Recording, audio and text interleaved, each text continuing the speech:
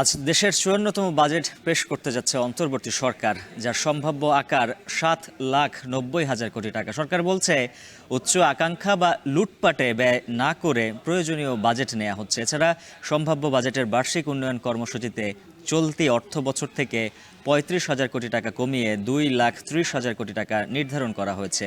সে বিষয়ে আরও বিস্তারিত জানবো সহকর্মী আজহার লিমনের কাছে। স্টুডিওতে আমন্ত্রণ জানাচ্ছি তাকে। লিমন, আপনাকে স্বাগত। শুরুতেই জানতে চাই কেমন হতে পারে এবারের বাজেট, এবং এর পাশাপাশি যে বাজেট নিয়ে যেটি সবার মধ্যেই আকাঙ্ক্ষা থাকে, পাশাপাশি আরও অনেক জানার ইচ্ছা থাকে, যেমন এবার বাজেটের আকার, রাজস্ব লক্ষ্য, ঘাটতি, সেই সব বিষয়গুলো কি মনে হচ্ছে, কি রকম হতে পারে এবার সব মিলে এবারের বাজেট? না, অর্থনীতির একটা সংকটময় মুহূর্তে কিন্তু এই বাজেটটা হচ্ছে।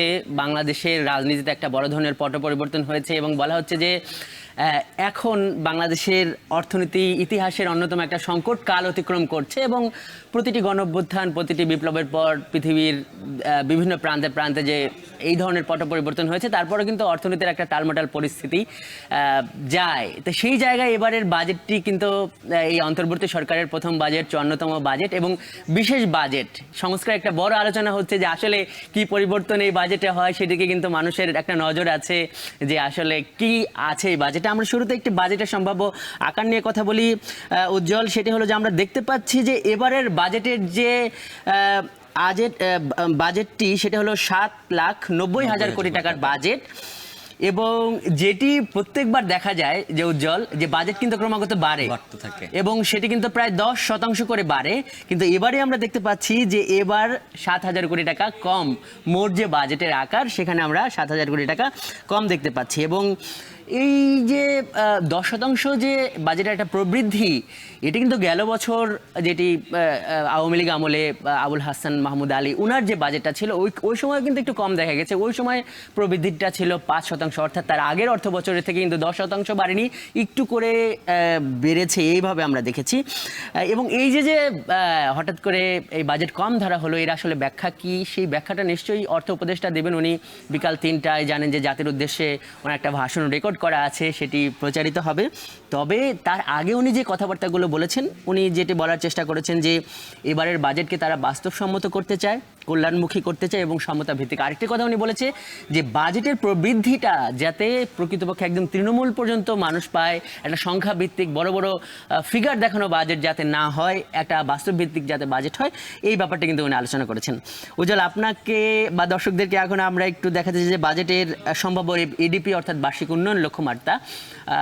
জানেন যে এই নতুন যে অন্তর্বর্তী সরকার, এরা আসলে কতটুকু উন্নয়ন কর্মকাণ্ড করতে পারবে। হ্যাঁ, এর আগে একটা বড় বড় মানে এডিপি বা অনেকগুলো মেগা প্রজেক্ট বাংলাদেশে পরিচালিত হচ্ছিল।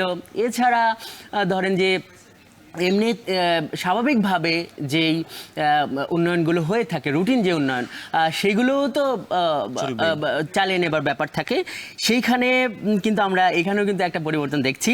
গেল বছরে যেখানে 2,65,000 কোটি টাকা এডিপি ধরা হয়েছিল, এবারে আমরা এটি দেখছি যে 2,30,000 কোটি টাকা, 30,000 কোটি টাকা, অর্থাৎ এবারে প্রায় 35,000 কোটি টাকা কিন্তু ওই উন্নয়ন যে বাজেট, উন্নয়ন যে লক্ষ্যমাত্রা সেখানে কম ধরা হয়েছে। এবং যেটি সরকার শুরু থেকেই বলছিল যে যেই উন্নয়নটি না করলেই নয়, লোক দেখানো উন্নয়ন বা যেটিতে আসলে সুফল আসার থেকে বড় বড় উন্নয়ন দেখানো বড় ব্যাপার, সেইগুলো বাদ দিয়ে যেগুলো মানুষের একদম প্রয়োজনীয় সেগুলো কিন্তু করা হবে। এবং এখানে আমরা একটা উল্লেখযোগ্য পরিবর্তন দেখলাম যে গেল বছরের থেকে এবারে এই উন্নয়ন লক্ষ্যমাত্রায় 35,000 টাকা কম দেখানো হয়েছে, 35,000 কোটি টাকা। এবার আমরা একটু রাজস্ব লক্ষ্যমাত্রার দিকে যেতে চাই। জানেন যে এরই মধ্যে কিন্তু আন্দোলন চলছে, সরকার যে সংস্কার পদক্ষেপ হিসেবে এই রাজস্ব বিভাগকে কিন্তু আলাদা করে দেওয়া হয়েছে। একটা নীতি বিভাগ করা হয়েছে আর একটা রাজস্ব আহরণ বিভাগ করা হয়েছে। এবং বাংলাদেশ যে একটা রিফরমেশন অর্থাৎ একটা সংস্কারের মধ্য দিয়ে একটা উত্তরণে, অর্থনৈতিক উত্তরণের দিকে যাচ্ছে, তারই অংশ হিসেবে কিন্তু এই ব্যাপারগুলো করা হয়েছে।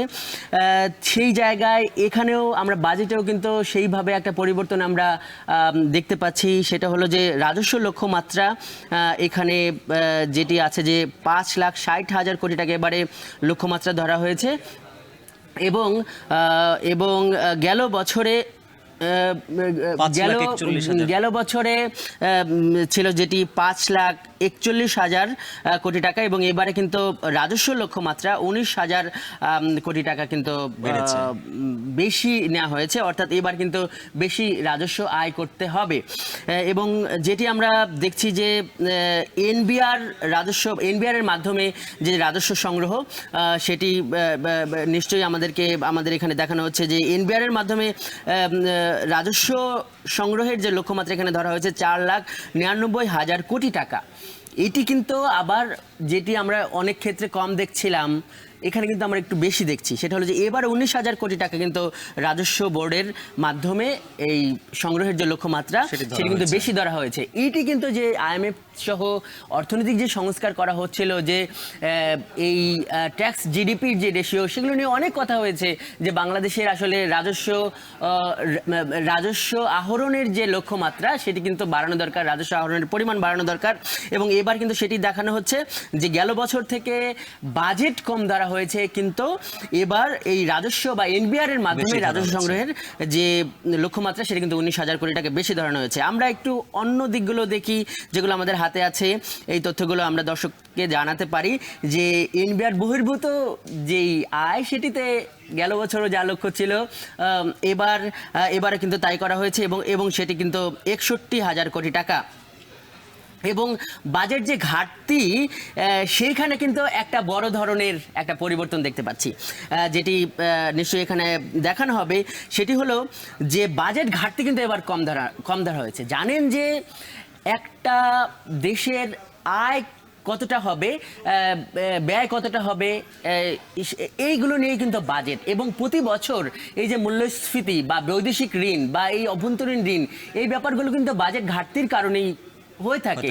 অর্থাৎ আমার আয় হচ্ছে না, কিন্তু আমার একটা খরচ করতে হবে, তাহলে আমার এই ঋণ এনে এই খরচগুলো করতে হবে, যেটিকে কিন্তু বাজেট ঘাটতি হিসেবে দেখায়।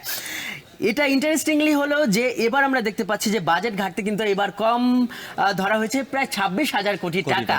আমি যদি সংখ্যাটা আপনাকে জানাই উজ্জ্বল, সেটি হলো যে এবার ঘাটতি ধরা হয়েছে 2,30,000 কোটি টাকা। গেল বছরে এটি ছিল 2,56,000 কোটি টাকা। যেহেতু এবার ঘাটতি কম, সেহেতু ঋণ কিন্তু কম করতে হবে, যেটির প্রভাব কিন্তু আমরা পরবর্তী যে ডেটাগুলো আমাদের হাতে আছে সেটিতে আমরা দেখব যে ঘাটতি পূরণের জন্য সাধারণত দুই জায়গা থেকে ঋণ নেওয়া হয়, বৈদেশিক উৎস থেকে ঋণ নেওয়া হয়, অভ্যন্তরীণ বা ব্যাংকগুলো থেকে ঋণ নেওয়া হয়। সেখানে কিন্তু একটা বড় পরিবর্তন আছে, এবং সেখানেও আরেকটা ইকুয়েশন আছে, সেটা হলো যে অভ্যন্তরীণ উৎস থেকে যে ঋণ যত বেশি নেওয়া হবে তত বেশি প্রাইভেট খাত, প্রাইভেট সেক্টর থেকে কিন্তু ঋণ কম পাবে, অর্থাৎ এই প্রাইভেট সেক্টরের বিকাশ কম হবে, মূল্যস্ফীতি বাড়বে। সেখানে আমরা দেখছি যে দেশি উৎস থেকে এবার 40,000 কোটি টাকা কম ঋণ নেওয়া হবে, এবং ঘাটতি পূরণে বিদেশি উৎস থেকে বরং বেশি ঋণ করা হবে।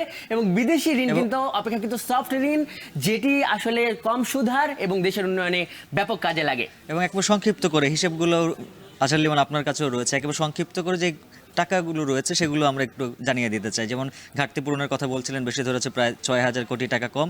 দেশি উৎসর যদি হিসাব বলি, সেটিও এবার হচ্ছে কম ধরা হয়েছে 40,000 কোটি টাকা। এবং সব কিছু মিলিয়ে সংক্ষিপ্ত করে হচ্ছে বলেন দেশের বেসরকারি এবং যে সরকারি ঋণগুলো সব মিলিয়ে হিসেবে হচ্ছে কি মনে হচ্ছে, যে একবারে সংক্ষিপ্ত করে? যেটি হলো যে স্বাভাবিকভাবে যেটা আমরা মানে বলতে পারি, যে যেটি শুরু থেকেই আমরা বলছিলাম যে একটা পরিবর্তিত সময়ে এই বাজেটটা করা হচ্ছে। সামগ্রিকভাবে কয়েকটা লক্ষ্যমাত্রা কিন্তু এখানে নেওয়া হয়েছে। একটা হলো যে মূল্যস্ফীতি কমাইতে হবে, যেটি সরকার চাইছে, এবং একটা বাস্তব ভিত্তিক যাতে বাজেট হয়, যে প্রবৃদ্ধিটা আগে একটা পরিসংখ্যানগত করাপশন যেটাকে বলা হতো, পরিসংখ্যানগত দুর্নীতি, সেই জায়গা থেকে বের হয়ে এসে একটা বাস্তব প্রবৃদ্ধির ব্যাপারটা দেখানো, এবং এই যে অর্থনীতিতে একটা সততা নিয়ে আসা, একটা সমতা নিয়ে আসা, এর মাধ্যমে একটা অর্থনৈতিক উত্তরণ, এবং এখানে যাতে বিদেশি যারা তারা আসলে প্রতারিত না হয়, বিনিয়োগকারীরা যাতে প্রতারিত না হয়, নতুন যারা ব্যবসা করতেছে তারা প্রতারিত না হয়, এবং প্রতারিত না হয় এদেশের প্রান্তিক মানুষেরা যারা এই দেশের মালিক।